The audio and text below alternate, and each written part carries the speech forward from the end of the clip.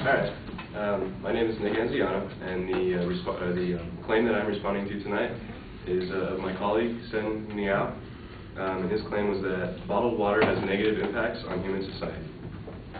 His secondary claims were, number one, that there is a high risk of water quality, number two, that water bottles may threaten people's health and environment, and number three, that bottled water causes economic waste. My response to his first claim, that there is a high risk of water quality, is that Sen claims that 25% of bottled water is made from just tap water. While this may be true, the type of tap water that is used in this case is extremely important. Tap water in some areas is healthier than filtered water, but there are areas around the world where tap water is extremely unhealthy. The Natural Resources Defense Council, or the NRDC, which has conducted extensive tests on municipal water supplies as well as bottled water, says that in the short term, if you are an adult with no special health conditions and you are not pregnant, then you can drink most cities' tap water without having to worry. Second, Sen mentions the possibility of campylobacteriosis infection in bottled water and lists its causes and symptoms.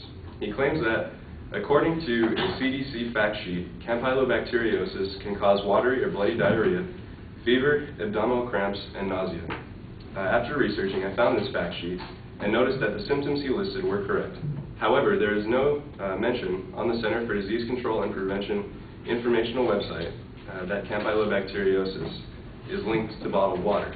In fact, the CDC claims that most cases of campylobacteriosis are associated with eating raw or undercooked poultry or from cross-contamination of other foods by these items.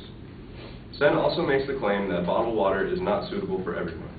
While this may be true, as mentioned before with pregnant women and people with health problems, for many people, bottled water is a much healthier choice than carbonated, sugar-filled sodas and other similar beverages. According to an article in the UK news group Guardian.co.uk, in a small town in Australia called London, citizens voted to outlaw bottled water because of its threatening effects. However, many citizens that advocated this ban now worry that soda will be bought more frequently in place of bottled water because of the convenience of having a plastic bottle that you can dispose of when you're finished. My response to his second claim, that water bottles may threaten people's health and environment, is that Sen mentions that PET bottles are made from a chemical substance called triclosan.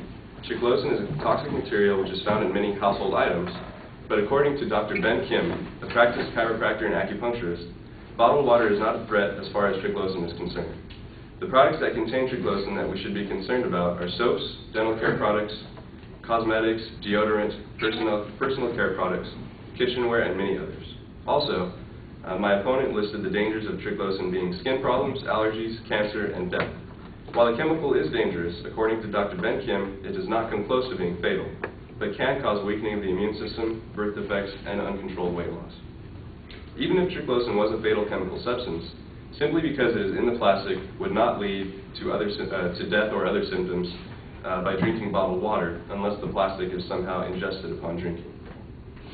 Third, Sen makes the claim that it takes around 400 to 1,000 years to completely degrade a single PET bottle. While this may be true, he does not state where he obtained this information or how it is specific to water bottles. According to a California government website called CalRecycle, there are many other bottles and plastic items that use PET that are unavoidable, like carpeting and healthcare product containers. Sen's third claim, that bottled water causes economic waste, in this claim he used a few statistics. The first one was that bottled water costs more than gasoline and equivocates to about $10 per gallon. There is no citation for this information, so there's no way of knowing whether or not we can believe these numbers. Also, he claims that bottled water is 1,000 times more expensive than tap water. However, again, there's no professional citation here, so the origin of the statistic is unknown. In conclusion, I do agree that bottled water has negative impacts on human society. No one can really argue that because it does have negative impacts on human society. Many things do. However, compared to possible alternatives, like bottled soda and toxic or untreated tap water, bottled water is not the most harmful choice. Thank you.